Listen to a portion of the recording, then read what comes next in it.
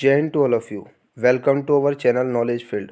और जैसा कि आप अभी थंबनेल में देख चुके हैं कि आज हम बात करने वाले हैं बीएसएफ आरओ और आरएम के अंदर जो आपका फ़िज़िकल होने वाला है उसमें कितने बच्चे क्वालिफ़ाई करेंगे और कितने डिसक्वालीफाई करेंगे प्रीवियस डाटा के आधार पर। अगर मैं बात करूं बीएसएफ आरओ की, तो बीएसएफ आरओ के अंदर आपका डिक्टेशन टेस्ट एक बहुत बड़ी अपॉर्चुनिटी को आपके सामने से बाहर कर सकता है या फिर अंदर कर सकता है। वो कैसे, ये मैं आपको बताऊंगा। अब देखिए, सबसे बड़ी समस्या बच्चे के सामने है कि वो फाइनल कट ऑफ को लेकर बहुत घबराता है। वो सोचता है कि यार मेरे 5 नंबर मेरिट से ज़्यादा है, मेरे 10 नंबर ज़्यादा है, लेकिन वो ये कभी नहीं सोचता कि ये जो आपका बीच का सफ़र है, यानी कि आपका जो बीच का सफ़र है, यानी कि फ़िज़िकल और मेडिकल, इसमें कितने बच्चे बाहर होते हैं, इसके बाद ही आपकी फ़ाइनल मेरिट इंक्रीज़ होती है। तो बहुत सारी गलतियां हैं जो आप करते हैं, वो उससे बचिएगा और वो गलतियां मैं आपके सामने भी बताने वाला हूं। अब देख लीजिएगा, जो बीएसएफ आरओ की जो मेरिट है वो गई है आपकी जनरल के अंदर 94.5। एक मिनट रुकिएगा, ये लीजिए। तो 94.25 जनरल की जो कट ऑफ है वो आपकी आरओ के अंदर गई है। आरएम के अंदर ओबीसी की बहुत ज़्यादा देखने को मिली है, लेकिन मैं बता दूं आरएम के अंदर ओबीसी से जिस बच्चे के 120-22 भी मार्क्स है वो सेफ़ है।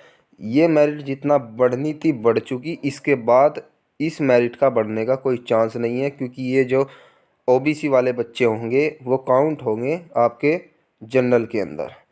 तो अब आपकी बात आती है फिज़िकल की।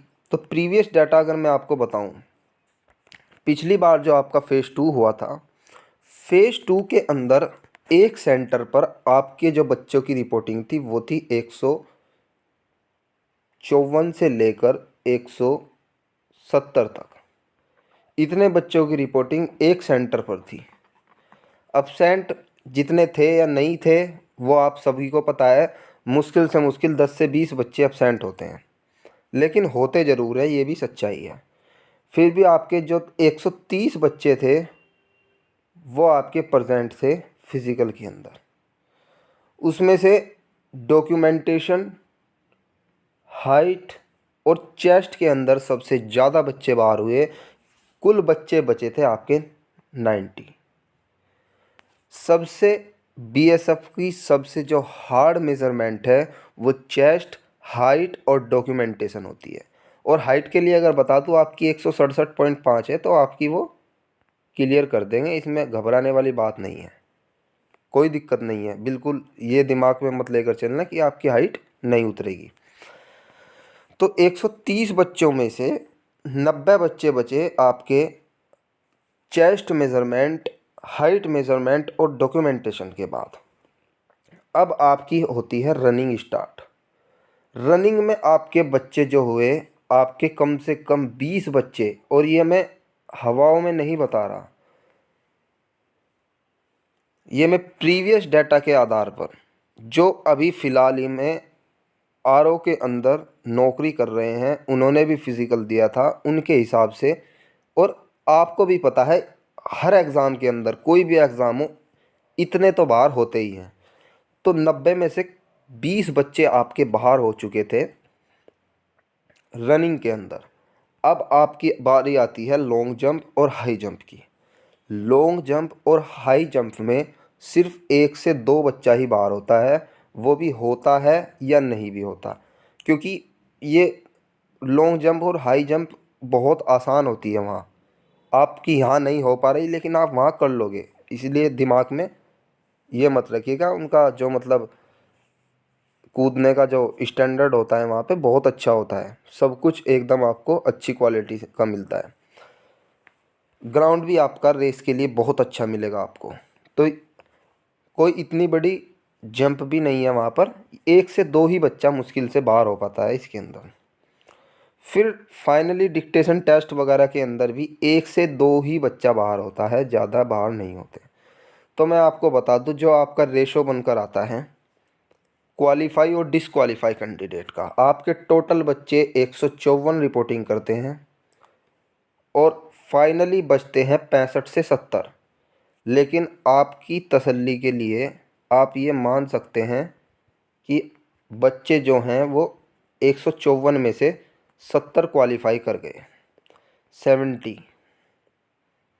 ठीक है, तो इतने बच्चे बाहर हो जाते हैं भाई, लगभग 84 स्टूडेंट बाहर हो गए, यानी कि आपके कम से कम 60% बच्चे बाहर हो चुके हैं।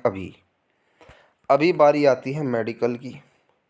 मेडिकल का आप सभी को पता है 1:3 में बच्चा बाहर होता है, 3 में से 1 बच्चे का सिलेक्शन हो जाता है मेडिकल के अंदर। ये किसी भी एग्ज़ाम के लिए, किसी भी मेडिकल के लिए आप देख सकते हैं। तो जो मैं फाइनली आपको बताऊं, आपके आरओ के अंदर 9500 बच्चे क्वालिफाई किए हैं इन्होंने।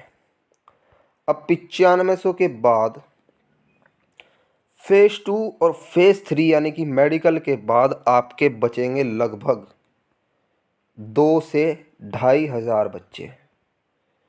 अब चलेगा आपका मेरिट का खेल।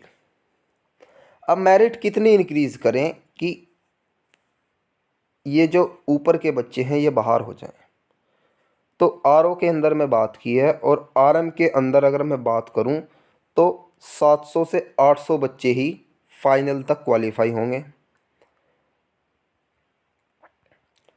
आरएम के अंदर 700 से 800 बच्चे। अब ये जो बाकी बाहर होंगे ये होंगे मेरिट के अंदर। अब भाई मेरिट के अंदर पहले ही आरएम खेल चुकी है ओबीसी वालों बच्चों के साथ। आप खुद ही देख लीजिएगा, ओबीसी के अंदर जो बच्चा था बहुत ही कम का सिलेक्शन हुआ है। अगर मेरिट आपकी यहाँ से यहाँ ही ले जाएं तो कोई बच्चा नहीं बचता, बहुत कम बच्चे गिने चुने बचते हैं। अब मेरिट के लिए मैं आपको बता दूं, वही आंकड़ा है जो पिछली बार गया था। बहुत से लोगों ने अफवाहें फैलाई कि मेरिट इतनी जाएगी उतनी जाएगी। 3 साल हो चुके हैं वैकेंसी आए, कंपटीशन बहुत बढ़ चुका है। भाई कंपटीशन बढ़ा है, लेकिन बीच का दौर भी बच्चे के लिए बहुत हार्ड होता है। इतनी आसानी से फिज़िकल मेडिकल क्लियर नहीं होते।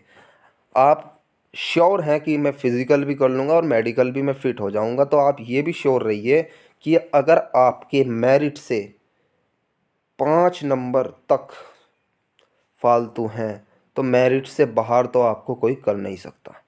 ये मेरा दावा है आपके साथ। और आप देख लीजिएगा, मेरिट जितनी बढ़नी थी वो बढ़ चुकी। और एससी एसटी वाले बच्चों के लिए बात करूं तो मिनिमम क्वालिफाइंग मार्क्स पर इनकी मेरिट लगी है, और मिनिमम क्वालिफाइंग मार्क्स पर ही फाइनल मेरिट जाने के बहुत बहुत चांसेस हैं इनके।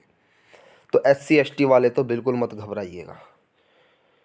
6 7 8 नंबर, 5 नंबर जिसके एक्स्ट्रा है वो और ज़्यादा सेफ है। लेकिन जहाँ तक उम्मीद है कि मिनिमम क्वालिफाइंग मार्क्स का मतलब है कि बच्चे ही नहीं थे कि वो किसे शॉर्ट लिस्ट किए करें, तो इसलिए फाइनल मेरिट भी मिनिमम क्वालिफाइंग मार्क्स पर ही जाने की संभावना है एससी एसटी की।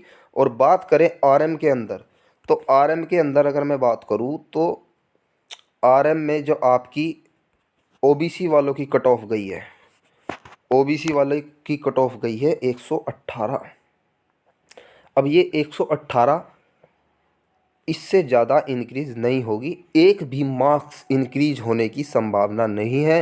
होने को कुछ भी हो सकता है, लेकिन ओबीसी वालों की इससे ज़्यादा इंक्रीज़ नहीं होने वाली, ये आप देख लीजिएगा। और अगर बात करें यूआर की, तो अगर आपके 5 नंबर मैंने आपको बताए हैं कि मेरिट से ज़्यादा हैं तो आपको कोई नहीं रोक सकता। यही सब ईडब्ल्यूएस के लिए हैं और यही एससी एसटी के लिए है। हालांकि मैंने बता दिया कि क्वालिफाइंग मार्क्स पर भी काम हो सकता है। इसलिए आप नंबरों की चिंता को छोड़कर फिज़िकल पर ध्यान दें और फिज़िकल में अपनी जंप को अच्छे से करें, अपनी रनिंग को बेहतर से बेहतर टाइम के साथ कंप्लीट करें। यही मेरी आपके साथ शुभकामनाएं हैं। और जब आपका सिलेक्शन होगा तो नॉलेज फील्ड आपके साथ आज भी है और तब भी होगा। इसलिए किसी भी और डाटा के लिए या किसी भी और तरह की आपको जानकारी के लिए, फेज़ 2 की जानकारी के लिए अगर वीडियो चाहिए तो आप जो है चैनल को सब्सक्राइब करें और नीचे कमेंट में ज़रूर डाल दें कि आपको किस तरह की टॉपिक पर वीडियो चाहिए। अब बात कर लें थोड़ा फिज़िकल के लिए। जो आपका एडमिट कार्ड आने वाला है, स्टेज 2 का जो आपका एडमिट कार्ड है वो कब तक आ सकता है, कब तक कोई जानकारी, देखिए आज या कल में ही आपको आपके फेज़ 2 की जानकारी ज़रूर मिल जाएगी। एडमिट कार्ड आपका 3-4 दिन पहले ही आएगा, लेकिन जानकारी आपको अभी 1-2 दिन के अंदर ही मिल जाने वाली है। तो इसी के साथ बाय बाय, जय हिंद, जय भारत।